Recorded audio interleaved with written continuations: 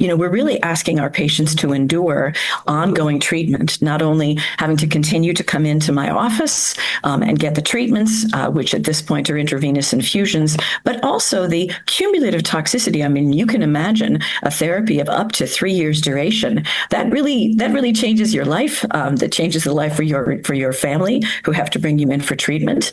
And what I think this allows us to do is we don't have to shy away, or we don't have to reserve these treatments for patients that are younger. We can, when I'm counseling a patient and discussing with her the benefits of undertaking this 3-year sort of journey with me, I can really do so with full confidence that the patient will enjoy the benefits of her treatment, keeping her disease-free longer. And if her disease recurs, based upon this data, we can actually share with the patient and her family that this will not impair her ability to have second-line treatment. In other words, the toxicity will not be so significant because of this maintenance treatment that she will be able to benefit from second-line treatment and potentially third-line treatment without any undue delays or undue inability because of cumulative toxicity to be treated in the future, and that she will have, regardless of her age, she will continue to enjoy the benefits